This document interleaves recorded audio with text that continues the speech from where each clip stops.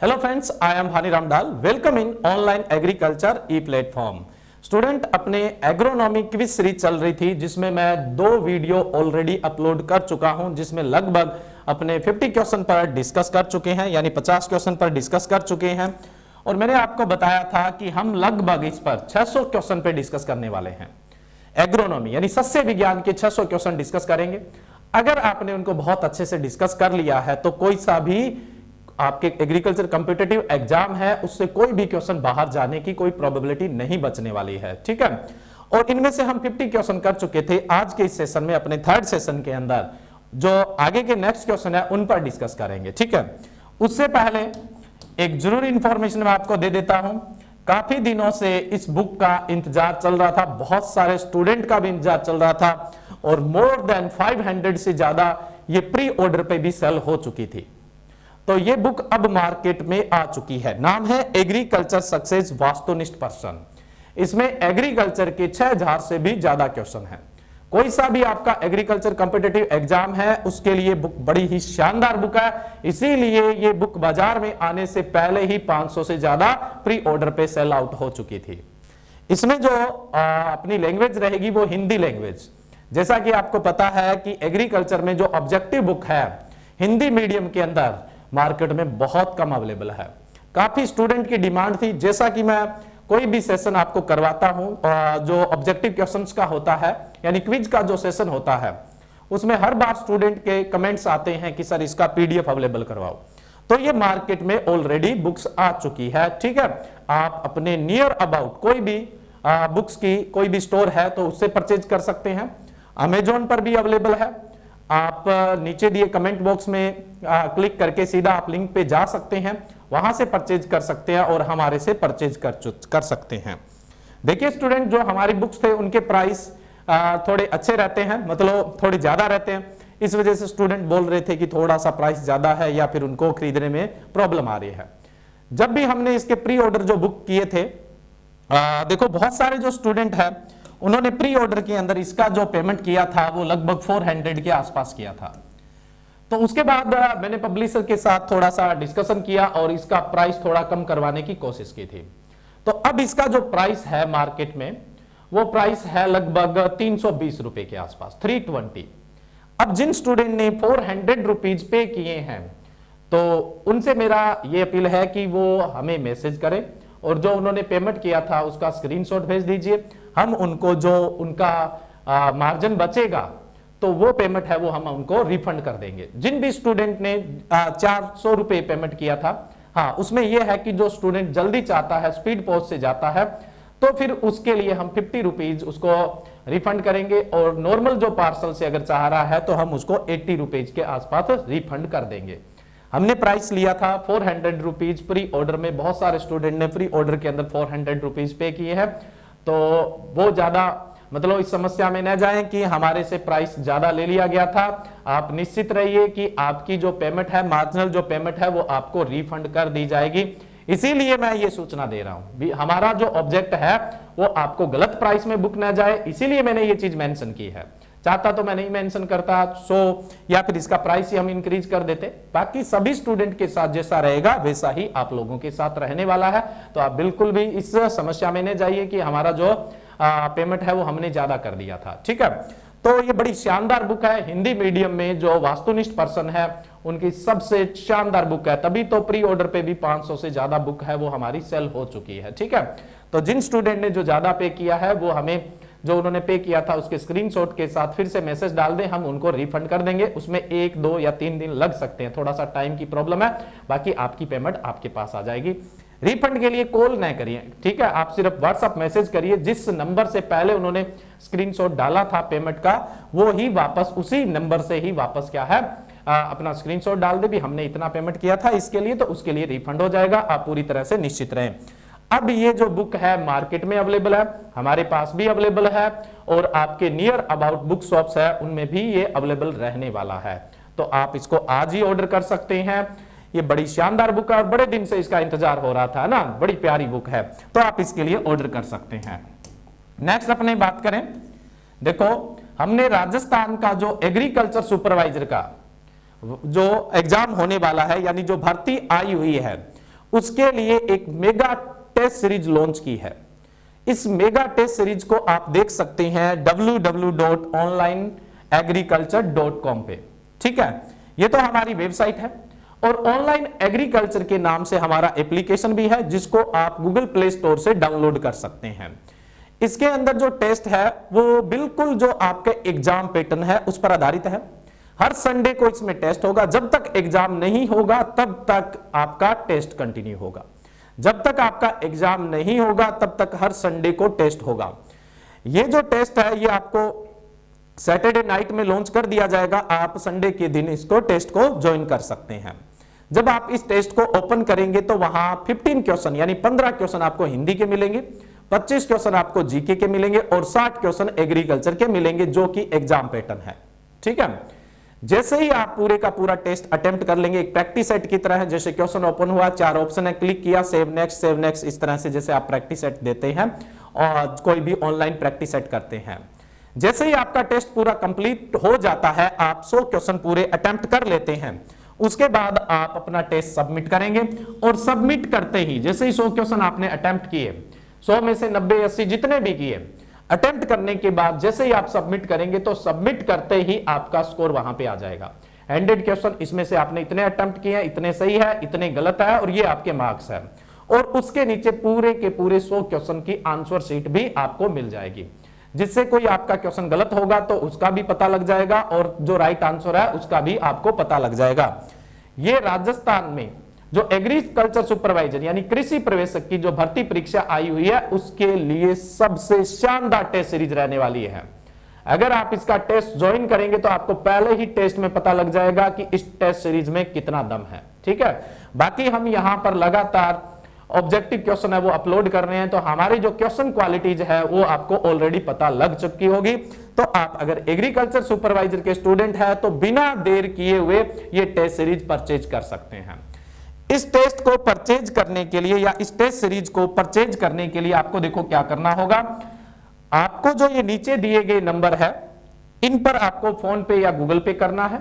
इन्हीं नंबरों पर व्हाट्सएप पर स्क्रीनशॉट भेजना है और अपनी मेल आईडी भेजनी है, तो आपकी टेस्ट सीरीज एक्टिव कर दी जाएगी और संडे के दिन आप इस टेस्ट सीरीज को मतलब इसके जो टेस्ट है उसको अटेम्प्ट कर सकते हैं। हर संडे यानी वीक में एक टेस्ट अपलोड होगा और टिल एग्जाम तक अपलोड होगा। ये मैंने नंबर दिया है यहाँ पे, और ज्यादा अगर इंफॉर्मेशन चाहते हैं तो इसी नंबर पर आप व्हाट्सएप कर सकते हैं। और एक अल्टरनेट नंबर मैं आपको दे देता हूं, तो अल्टरनेट जो हमारा नंबर है इस नंबर ये नंबर बहुत ज्यादा बिजी रहता है, तो इसके लिए मैं आपको एक अल्टरनेट नंबर दे देता हूं 9772505495। इस नंबर पर भी आप फोन पे या गूगल पे करके अपना स्क्रीनशॉट भेज सकते हैं और अपनी मेल आईडी, तो ये जो आपकी टेस्ट सीरीज होगी वो एक्टिव कर दी जाएगी। अब इस टेस्ट सीरीज में आपको 2 फॉर्मेट मिलेंगे। इस टेस्ट सीरीज के अंदर आपको 2 फॉर्मेट मिलेंगे, वो मैं बता देता हूं आपको। देखो इस टेस्ट सीरीज के अंदर 2 फॉर्मेट कौन कौन से मिलेंगे। एक तो एवरी संडे को टेस्ट होगा, प्रत्येक संडे को अपना है वो टेस्ट होना है। ठीक है, और टेस्ट का जो पैटर्न रहेगा वो 15 क्वेश्चन हिंदी के रहेंगे, 25 क्वेश्चन जीके के रहेंगे और 60 क्वेश्चन एग्रीकल्चर के रहेंगे। सिर्फ और सिर्फ अगर आप टेस्ट सीरीज परचेज करना चाहते हैं तो इसका जो कॉस्ट होगा वो 800 रुपए होगा। इसकी जो कॉस्ट होगी वो कितनी होगी, 800 रुपीज होगी। अगर आप इस टेस्ट सीरीज के साथ मटेरियल भी चाहते हैं, इस टेस्ट सीरीज के साथ अगर आप मटेरियल भी चाहते हैं, एग्रीकल्चर सुपरवाइजर के लिए कंप्लीट जो मैटर है वो चाहते हैं, तो इसमें हम आपको एक कृषि प्रवेशक एग्रीकल्चर सुपरवाइजर सीधी भर्ती परीक्षा 2021 के लिए हमने एक बुक पब्लिश की थी, जिसमें हिंदी, जीके और एग्रीकल्चर के तीनों सब्जेक्ट, सस्य विज्ञान, उद्यान विज्ञान और पशुपालन, तीनों सब्जेक्ट इसमें रहेंगे। ये थ्योरेटिकल बुक है, उसके साथ साथ ये ऑब्जेक्टिव बुक रहेगी। तो अगर आप मटेरियल के साथ टेस्ट सीरीज ज्वाइन करना चाहते हैं, आप चाहते हैं कि मटेरियल भी हमारे पास आ जाए, मटेरियल के अंदर ये दोनों बुक्स आ जाए और हम साथ में टेस्ट सीरीज ज्वाइन कर लें, तब आपका जो चार्ज लगेगा वो 1600 रुपए लगेगा। तब आपका चार्ज 1600 रुपए लगेगा। और अकेला आप सिर्फ टेस्ट सीरीज चाहते हैं, मटेरियल नहीं चाहते हैं, तो आपका जो प्राइस होगा वो 800 रुपए होगा। क्लियर है ये? ठीक है, तो ये दोनों बुक्स ये पहले ही मार्केट में आ चुकी है और इसकी पॉपुलैरिटी आपके आसपास के स्टूडेंट के पास देख सकते हैं कि इस बुक की पॉपुलैरिटी क्या चल रही है। अभी कृषि प्रवेशक में सबसे जो पॉपुलर बुक चल रही है वो एग्रीकल्चर सक्सेस कृषि प्रवेशक की जो बुक है वो चल रही है, ठीक है। और ऑब्जेक्टिव बुक है वो अभी अभी कल ही मार्केट में आई है और ये मार्केट में आने से पहले ही हम इसके 500 प्री ऑर्डर बुक कर चुके हैं। तो ये बुक बड़ी ही शानदार बुक है और मार्केट में बहुत ज्यादा डिमांडेड बुक रहने वाली है और बहुत जल्दी आपको ये स्टॉक आउट ऑफ स्टॉक में भी मिलेगी जब तक इसका नेक्स्ट प्रिंट नहीं आ जाता है। हर संडे को टेस्ट होगा, 2 पैटर्न है जहां पर टेस्ट प्लस स्टडी मटेरियल मंगाएंगे तो 1600 रुपए लगेंगे और अकेला अगर आप टेस्ट सीरीज ज्वाइन करना चाहते हैं तो 800 रुपए। ये तो थी ऑनलाइन की बात। अगर आप ऑफलाइन टेस्ट सीरीज ज्वाइन करना चाहते हैं तो हमारा जो संस्थान है वो है जोबनेर कोचिंग श्री गंगानगर जिले के अंदर है ये। और अगर ऑफलाइन टेस्ट सीरीज ज्वाइन करना चाहते हैं तो उसका चार्ज 1000 रुपए है। आप ऑफलाइन टेस्ट सीरीज भी ज्वाइन कर सकते हैं और हर संडे को टेस्ट होगा। इसका टेस्ट होने के बाद स्टूडेंट को इसकी आंसर की प्रोवाइड करवा दी जाती है और उसका रिजल्ट है वो अगले दिन या उससे अगले दिन है उसके व्हाट्सएप पर चला जाता है। ये भी टिल एग्जाम तक चलने वाली टेस्ट सीरीज है। ऑफलाइन टेस्ट सीरीज का जो चार्ज रहेगा वो 1000 रुपीज रहेगा, 1000 रुपए रहेगा, ठीक है। ये तो थी टेस्ट सीरीज के लिए बात। नेक्स्ट अपने बात करें देखो जोबनेर कोचिंग और संकल्प कोचिंग श्री गंगानगर द्वारा संयुक्त तत्वाधान के अंदर कृषि प्रवेशक के बैच चलाए जा रहे हैं और हमारे यहां पर राजस्थान में सबसे ज्यादा एग्रीकल्चर सुपरवाइजर के स्टूडेंट रहते हैं। पिछली बार हमने 124 प्लस 125 प्लस है लेकिन बैनर पुराना बना हुआ है इसलिए 124 प्लस ही लिखा हुआ, 124 प्लस स्टूडेंट का हमने चयन दिया था, ठीक है। जोबनेर कोचिंग और संकल्प coaching. Jobner coaching Shri Ganganagar agriculture में इसकी अपनी रेपुटेशन है और संकल्प कोचिंग जिसका आरपीएससी या जो और भर्तियां हैं राजस्थान की उनके लिए कोई भी तोड़ नहीं है। ये अपने क्षेत्र की सर्वश्रेष्ठ कोचिंग है। तो इनके संयुक्त तत्वाधान के अंदर हमारा बैच चलाया जाता है। अभी जो नया बैच है वो मंगलवार यानी 2 मार्च मंगलवार की अगर अपने बात करें 2 मार्च को 3 बजे से नया बैच स्टार्ट हो रहा है। पुराने जितने भी बैच है वो सारे के सारे फिल हो चुके हैं, उनके अंदर रजिस्ट्रेशन नहीं हो रहा है, रजिस्ट्रेशन क्लोज है। अभी जो नया बैच है वो हमारा 2 मार्च को 3 बजे से है जिसमें हम हिंदी मीडियम और इंग्लिश मीडियम के बिल्कुल अलग अलग यानी सेपरेट बैच चलाएंगे। हिंदी मीडियम का भी बैच है और इंग्लिश मीडियम का भी बैच है। तो ये हमारे 2 मार्च को यानी ट्यूसडे को 3 बजे से स्टार्ट होने वाले हैं। इसके रजिस्ट्रेशन स्टार्ट है, पहले आओ पहले पाओ, पहले आओ पहले पाओ वाला रजिस्ट्रेशन है। तो आप आ सकते हैं और अपना रजिस्ट्रेशन करवा सकते हैं। जो स्टूडेंट पहले आएगा उसके लिए सीट पहले फिक्स हो जाएगी। ऐसा नहीं है कि जो स्टूडेंट आएंगे हम उनका रजिस्ट्रेशन नहीं करेंगे, लेकिन इस बैच में हो ये कोई जरूरी नहीं है। फिर जो अगला जो हमारा डेट डिसाइड होगा फिर हम उसके अंदर स्टूडेंट का एडमिशन लेंगे, ठीक है। ये थी कुछ जरूरी सूचनाएं। अब अपने बात करते हैं जो हमारी क्विज सीरीज चल रही थी यानी एग्रोनॉमी के लिए जो हमारी क्विज सीरीज चल रही थी उसमें जो नेक्स्ट क्वेश्चन है उन पर अपने डिस्कस करेंगे। जैसा कि मैंने आपको बताया था कि हम पहले ही 50 क्वेश्चन पर डिस्कस कर चुके हैं, आज हम डिस्कस करेंगे 51 से। तो देखिए सबसे पहला क्वेश्चन क्या है आज का हमारा, होवार्ड विधि द्वारा रिजका की बीज दर कितनी होती है। देखो रिजके में एक तो चिटकुआ विधि से अपने क्या करते हैं बुआई करते हैं, दूसरा सीड ड्रिल से बुआई करते हैं और तीसरा होवार्ड विधि से यानी गुच्छे के अंदर अपने बीज लगाते हैं। तो होवार्ड विधि के अंदर बीज दर पूछी गई है। तो यहां पहला जो ऑप्शन है वो है 20 से 25 किलो प्रति हेक्टेयर, बी ऑप्शन है 5 से 10 किलो पर हेक्टेयर, सी ऑप्शन है 25 से 30 किलो पर हेक्टेयर और डी ऑप्शन है वो है 12 से 15 किलो पर हेक्टेयर। अगर हम होवार्ड विधि से रिजका लगा रहे हैं तो उसकी जो बीज दर रहेगी वो 12 से 15 किलो प्रति हेक्टेयर रहेगी। यानी इस क्वेश्चन का जो आपका राइट आंसर होगा वो डी ऑप्शन राइट होगा। इस क्वेश्चन का राइट आंसर क्या होगा, डी ऑप्शन राइट होगा। अब मैं बता देता हूं, अगर आप चिटकुआ विधि से रिजके की बुआई करते तो बीज दर 20 से 25 किलो होती और अगर आप सीड ड्रिल से बुआई करते तो 15 किलो होती। यानी बिजाई के मशीन से रिजके की बुआई करते हो तो 15 किलो प्रति हेक्टेयर बीज दर लगती है, चिटकुआ विधि से करते हो तो 20 से 25 किलो प्रति हेक्टेयर लगती है। और भारत में जो सबसे प्रचलित बुआई की विधि है वो चिटकुआ विधि है और चिटकुआ विधि में 20 से 25 किलो प्रति हेक्टेयर के हिसाब से बीज दर की आवश्यकता होती है। लेकिन यहां होवार्ड विधि में पूछा गया था, होवार्ड विधि के अंदर 12 से 15 किलो प्रति हेक्टेयर बीज दर की आवश्यकता होती है। तो इस क्वेश्चन का right answer D option. Next question की तरफ चलें, बड़ा आसान सा क्वेश्चन है, आपको आता भी होगा। मोटे अनाज का राजा किस धान्य फसल को कहते हैं? मोटे अनाज का राजा किस धान्य फसल को कहते हैं? ए ऑप्शन है बाजरा, बी ऑप्शन है मक्का, सी ऑप्शन है गेहूं और डी ऑप्शन है ज्वार। तो मोटे अनाज यानी कोर सीरियल्स है, जो न्यूट्रिटिव सीरियल भी जिनको बोला जाता है, तो उसका जो राजा है वो ज्वार को कहा जाता है। इस क्वेश्चन का भी राइट आंसर कौन सा होगा? D option. और अकेला अनाजों का राजा पूछ ले तो कौन सा होता है? गेहूं। और अनाजों की रानी पूछ ली जाए तो कौन सा होता है? मक्का। और मोटे अनाजों का राजा पूछ लिया जाता है तो किसको कहा जाता है? ज्वार को कहा जाता है।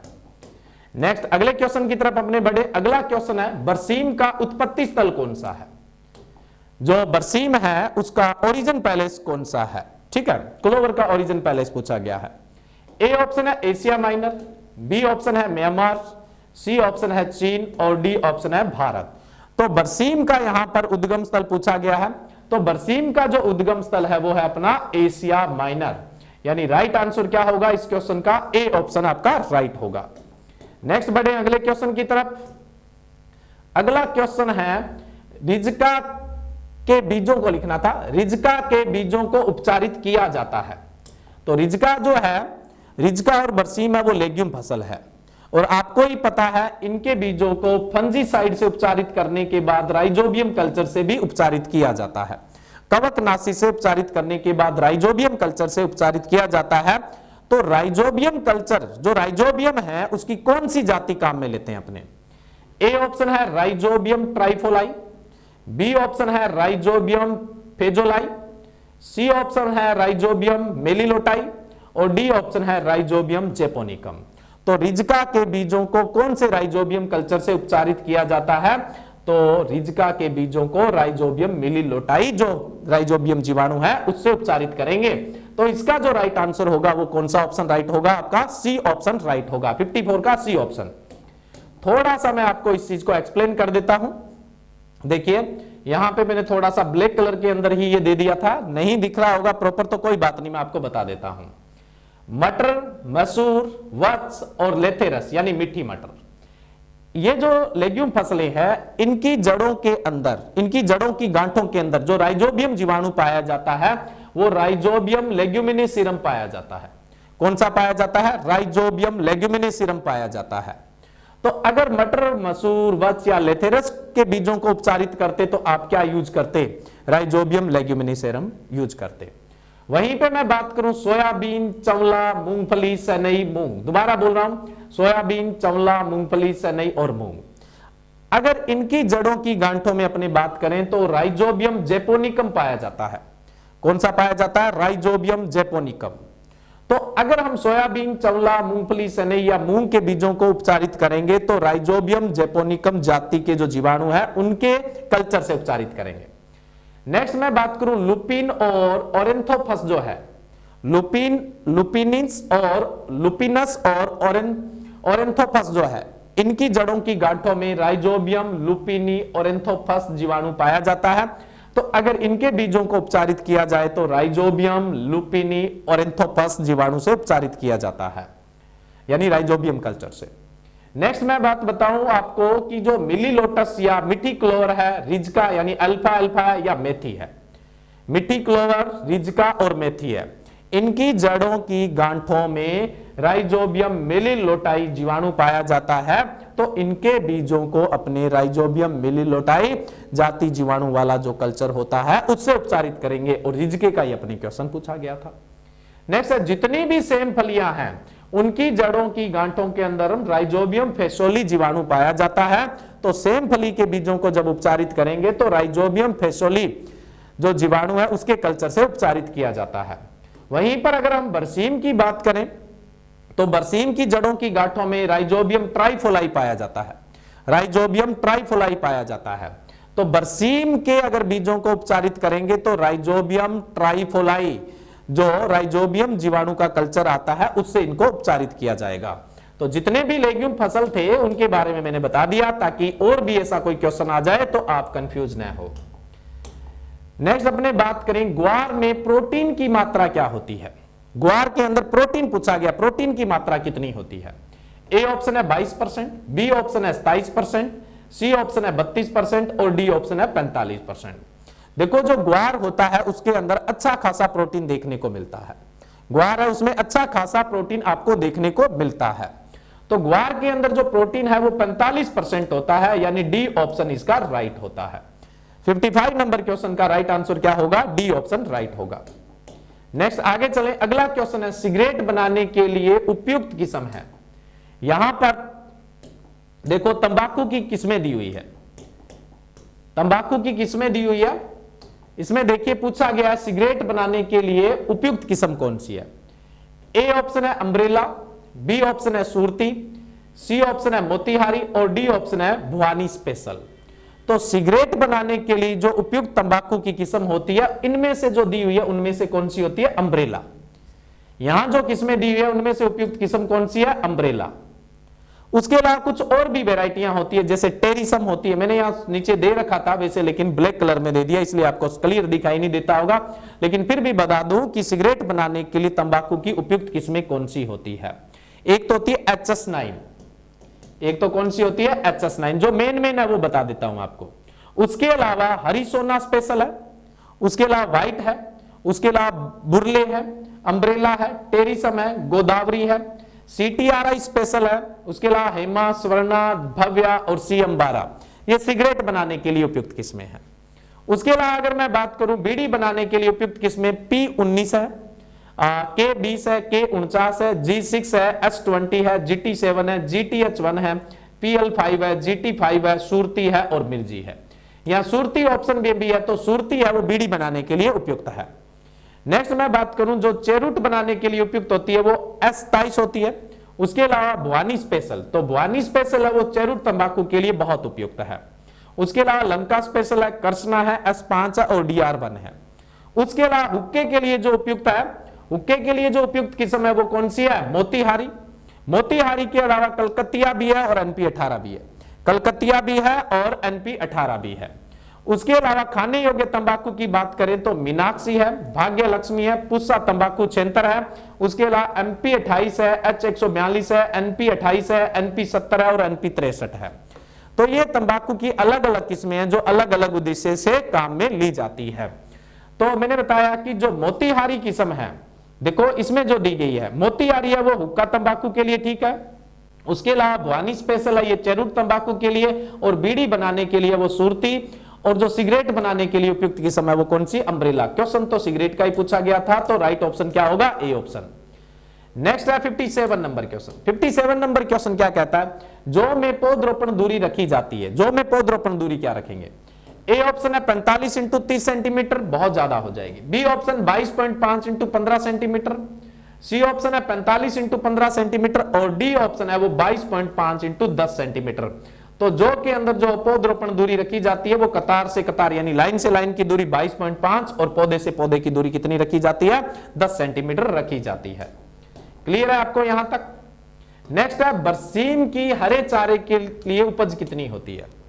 बरसीम की जो हरे चारे की उपज होती है वो कितनी होती है? तो बरसीम आपको पता है चारे के अंदर सम्राट है ना? चारों का जो सम्राट है वो कौन है? बरसीम है। बरसीम का चारा बहुत बेहतरीन होता है, जो इसमें पाच्य पदार्थ होते हैं वो भी अच्छे होते हैं, प्रोटीन कंटेंट है वो भी अच्छा होता है। ए ऑप्शन है कि चारे की उपज 500 से 600 क्विंटल प्रति हेक्टेयर होती है। बी ऑप्शन है 800 से 1000 क्विंटल प्रति हेक्टेयर होती है। सी ऑप्शन है 600 से 800 क्विंटल प्रति हेक्टेयर होती है और डी ऑप्शन है 1200 से 1500 क्विंटल प्रति हेक्टेयर होती है। तो बरसीम को अगर आप चारे के रूप में लगा रहे हैं तो उसके चारे की जो उपज होगी वो 800 से 1000 क्विंटल होगी, यानी इस क्वेश्चन का जो राइट आंसर होगा वो कौन सा होगा? बी ऑप्शन आपका राइट होगा। नेक्स्ट चलते हैं अपने अगले क्वेश्चन की तरफ। तो अगला क्वेश्चन है जौ में किस अवस्था में जौ में भुट्टे निकलना प्रारंभ हो जाते हैं? भी जौ में अलग अलग ग्रोथ स्टेज होती है, जैसे टिलरिंग होती है, जॉइंटिंग होती है, हेडिंग होती है जिसको ईयरिंग स्टेज भी बोलते हैं, और निम्न में से कोई सा भी नहीं है। तो जौ में किस अवस्था में भुट्टे निकलने प्रारंभ हो जाते हैं? भुट्टे निकलने किस में प्रारंभ होते हैं? तो भुट्टे निकलने जो प्रारंभ होते हैं वो टिलरिंग स्टेज में, यानी भुट्टे अपना मुकुट दिखाना शुरू कर देते हैं टिलरिंग स्टेज के अंदर। इस क्वेश्चन का जो राइट आंसर होगा वो कौन सा ऑप्शन राइट होगा? यहाँ पे ए ऑप्शन राइट होगा। अब आप देखिए, ये मैंने बार्ले के डेवलपमेंट स्टेजेस दे रखे हैं, है ना। बार्ले के डेवलपमेंट स्टेजेस में अगर अपने बात करें तो सबसे पहले जो स्टेज आती है वो टिलरिंग स्टेज होती है, ठीक है। अपना जो क्वेश्चन था उसमें ये था कि भुट्टे कब निकलना या भुट्टे कब मुकुट दिखाना स्टार्ट कर देते हैं, टिलरिंग स्टेज में ही दिखाते हैं, ठीक है। टिलरिंग जो स्टेज होती है वो जौ के अंदर 30 से 35 दिन में आती है। इसमें भुट्टे मुकुट दिखाना स्टार्ट हो जाते हैं और मुख्य तने के साथ साथ ये देखो टिलर्स बढ़ते हैं, मुख्य तने के साथ बढ़ेंगे, ये टिलरिंग स्टेज होती है। ये जनरली आपको 30 से 35 दिन में देखने को मिलती है। नेक्स्ट अगली जो स्टेज आती है वो स्टेम एक्सटेंशन स्टेज आती है। स्टेम एक्सटेंशन स्टेज को आप जॉइंटिंग स्टेज या शूटिंग स्टेज भी बोलते हैं। इसमें क्या होता है, जो तना होता है उसकी दो नोड होती है, उसके बीच के जो इंटरनोड होता है उसकी लंबाई बढ़ती है, तभी हम स्टेम एक्सटेंशन स्टेज बोल देते हैं इसको, ठीक है। या हम इसको जॉइंटिंग स्टेज बोल देंगे, या जोड़े वाली अवस्था बोल देंगे, या शूटिंग स्टेज भी बोल देते हैं। जनरली ये 55 से 65 दिन तक देखने को मिलती है, 55 से 65 दिन तक देखने को मिलती है। इसमें आप देखोगे तो ये देखो फ्लैग लीफ भी दिखना स्टार्ट हो जाती है, फ्लैग लीफ दिखना भी। तो कई बार क्वेश्चन पूछ लिया जाता है फ्लैग लीफ यानी जो झंडे की तरह दिखती है। फ्लैग लीफ भी आपको स्टेम एक्सटेंशन स्टेज के दौरान ही दिखती है। फ्लैग लीफ भी आपको कब दिखेगी, स्टेम एक्सटेंशन के दौरान ही दिखती है, यानी जॉइंटिंग या शूटिंग स्टेज के दौरान ही दिखती है। उसके बाद अगली स्टेज आती है हेडिंग स्टेज। हेडिंग स्टेज में बालियां जो है वो निकल जाती है, बालियों में दाना बनना स्टार्ट हो जाता है, बालियों में दूधिया अवस्था आ जाती है, इसको हम हेडिंग स्टेज बोलेंगे। जो हेडिंग स्टेज होती है वो जनरली आपको 75 से 85 दिन में देखने को मिलती है। उसके बाद आती है राइपनिंग स्टेज, यानी जो दाना बना है वो पकना स्टार्ट हो जाएगा और पक कर वो हार्ड हो जाएगा, तब हम इसको काट लेंगे, तो लास्ट स्टेज है राइपनिंग। ये 105 दिन के बाद देखने को मिलती है। तो मैंने आपको स्टेजेस भी बता दी यहां पे। नेक्स्ट है बरसीम में अगुणित गुणसूत्रों की संख्या। पीछे भी बरसीम का एक क्वेश्चन था, तब मैंने बताया था बरसीम को चारे वाली फसलों का सम्राट कहते हैं और जो रिजका होता है उसको चारे वाली फसलों की रानी। बरसीम की खास बात यह है कि यह सबसे ज्यादा पाचक चारा है, इसमें जो पाचक पदार्थ होते हैं वो 70% तक होते हैं और जो प्रोटीन कंटेंट होता है वो भी बहुत शानदार होता है। चारे में सबसे ज्यादा प्रोटीन भी बरसीम में ही होता है, 21% होता है। बट यहां पर क्वेश्चन में पूछा गया गुणसूत्रों की संख्या, और गुणसूत्र भी कैसे पूछे हैं, अगुणित गुणसूत्र संख्या। ध्यान देना क्वेश्चन में ए ऑप्शन है 8, बी ऑप्शन है 9, सी ऑप्शन है 11 और डी ऑप्शन है 15। देखो बरसीम में अगर गुणसूत्र पूछते तो 16 का मतलब द्विगुणित गुणसूत्रों की संख्या कितनी है, 16 है। जब आपसे अगुणित पूछ ले तो 2 से डिवाइड, द्विगुणित है तो 2 से डिवाइड हो जाएगा, तो अगुणित गुणसूत्रों की संख्या कितनी होती है, यानी जो हैप्लॉइड क्रोमोसोम नंबर है वो 8 होते हैं। तो इस 60 नंबर क्वेश्चन का राइट आंसर क्या होगा, आपका ए ऑप्शन राइट होगा। 16 नंबर क्वेश्चन का राइट आंसर आपका ए ऑप्शन राइट होगा। नेक्स्ट अगले क्वेश्चन की तरफ बढ़े। अगला क्वेश्चन है गेहूं की पछेती बुआई हेतु उपयुक्त किस्म कौन सी है। गेहूं की पछेती बुआई के लिए उपयुक्त किस्म पूछी गई है, यानी लेट सोविंग के लिए। ए ऑप्शन है कल्याण सोना, बी ऑप्शन है राज 1482, सी ऑप्शन है राज 1555 और डी ऑप्शन है लोकवन। तो इनमें से जो पछेती किस्म है यानी पछेता बोने के लिए सबसे उपयुक्त किस्म कौन सी है, तो पछेता बोने के लिए इनमें जो सबसे उपयुक्त किस्म है वो लोकवन है। लोकवन जो किस्म है वो गेहूं की पछेती किस्म है, पछेती बुआई के लिए बहुत बढ़िया है, ठीक है। नेक्स्ट है निम्न में से ग्वार की कौन सी किस्म काजरी central arid zone research institute, ये जोधपुर के अंदर है, इसके द्वारा विकसित की गई है। काजरी की स्थापना कब हुई थी जी, 1959 में हुई थी, 1 अक्टूबर 1959 को हुई थी।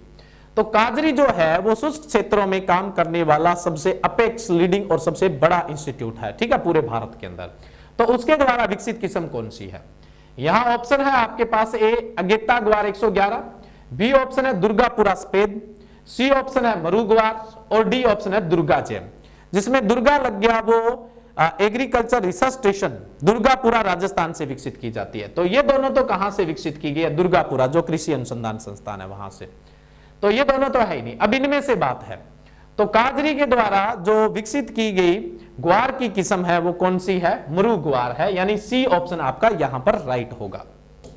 नेक्स्ट चलें अपने अगले क्वेश्चन की तरफ। तो अगला क्वेश्चन क्या है, 2 क्वेश्चन दिए हुए इस स्लाइड पे, दोनों क्वेश्चन को देखते हैं। सबसे पहला क्वेश्चन है प्रति हेक्टेयर गन्ना उत्पादन में पहला स्थान किसका। प्रति हेक्टेयर पूछा है, यानी उत्पादकता पूछा है, कहने का मतलब है ना। तो जी पंजाब है, बी ऑप्शन मध्य प्रदेश है, सी ऑप्शन उत्तर प्रदेश है, डी ऑप्शन तमिलनाडु है। सबसे गन्ने का जो ज्यादा उत्पादन होता है वो तो उत्तर प्रदेश में है, बट उत्पादकता पूछी है प्रति हेक्टेयर सर्वाधिक उत्पादन कहां का होता है। तो जी प्रति हेक्टेयर जो सर्वाधिक उत्पादन होता है वो तमिलनाडु का होता है। राइट आंसर क्या होगा यहां पर? डी ऑप्शन आपका राइट होगा। ठीक है, नेक्स्ट है 64 नंबर क्वेश्चन। तंबाकू की वृद्धि के लिए उपयुक्त तापमान है, तंबाकू की जो फसल है उसकी वृद्धि के लिए उपयुक्त तापमान आपसे पूछा गया है। ए ऑप्शन है 11 से 21 डिग्री सेल्सियस, बी ऑप्शन है 21 से 31 डिग्री सेल्सियस, सी ऑप्शन है 31 से 41 डिग्री सेल्सियस और डी ऑप्शन है 9 से 11 डिग्री सेल्सियस। तो तंबाकू की वृद्धि के लिए जो उपयुक्त तापमान है वो कितना है? 21 से 31 डिग्री सेल्सियस है, यानी बी ऑप्शन आपका यहां पर राइट होगा। नेक्स्ट चले अपने अगले क्वेश्चन की तरफ। तो अगला क्वेश्चन है वर्षा आधारित क्षेत्रों में जौ की बुआई के लिए बीज दर रखते हैं। वर्षा आधारित जो बरानी क्षेत्र है जहां सिंचाई की व्यवस्था नहीं है, तो वहां पर जौ की बीज दर कितनी रखेंगे?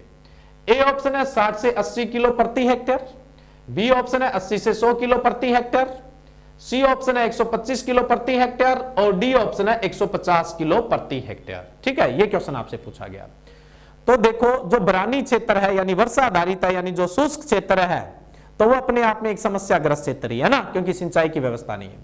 तो कोई भी समस्याग्रस्त मृदा है, लवणीय, क्षारीय, अम्लीय है ना, इस तरह की कोई भी समस्याग्रस्त मृदा है, या फिर हम बहुत पछेती बुआई कर रहे हैं, या फिर जहां पर सूखा पड़ता है, सिंचाई की व्यवस्था नहीं होती है, वहां पर बीज दर आप कितनी रखोगे? वहां पर बीज दर हमेशा 125 किलो रखोगे जो की, और जो सामान्य बीज दर होती है वो 80 से 100 किलो होती है।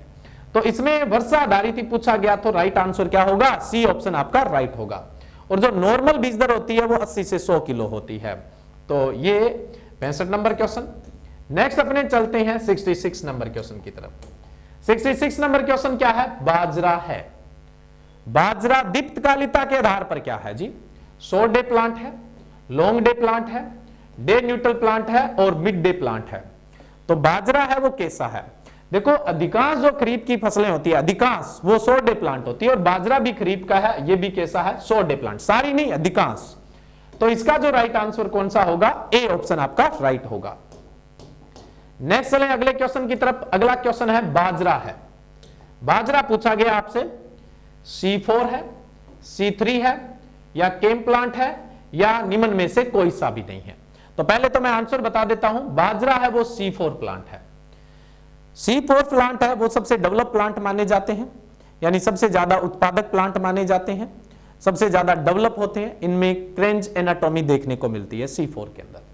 C3 होते हैं वो C4 के बाद सेकंड पोजीशन पे आते हैं। C4 का मतलब होता है जब प्रकाश संश्लेषण होता है, फोटोसिंथेसिस होता है, तो उसमें पहला उत्पाद 4 कार्बन युक्त बनता है। C3 का मतलब पहला उत्पाद 3 कार्बन युक्त बनता है। केम प्लांट क्या होते हैं? ये ऐसे पौधे होते हैं जिनके दिन में अधिकांश समय रंध्र बंद होते हैं, जिससे ये दिन में तो कार्बन डाइऑक्साइड ले नहीं सकते, तो फिर प्रकाश संश्लेषण कैसे करेंगे? प्रकाश संश्लेषण तो दिन में ही होना, तो प्रकाश संश्लेषण तो दिन में ही होना, इस बात में तो कोई डाउट ही नहीं है। लेकिन केम प्लांट क्या करते हैं? अपने पर्णरंध्रों को रात में खोलते हैं और ये रात में कार्बन डाइऑक्साइड लेते हैं, रात में कार्बन डाइऑक्साइड लेके उसका भंडारण कर लेते हैं, संग्रहण कर लेते हैं, और अगले दिन के अंदर उसी कार्बन डाइ को यूज करते हुए फोटोसिंथेसिस करते हैं, यानी प्रकाश संश्लेषण करते हैं। तो ये रात में जो स्टॉक करेंगे वो स्टॉक कितना होगा? इसलिए सबसे जो कम उत्पादन देखने को मिलता है वो हमेशा केम प्लांट का।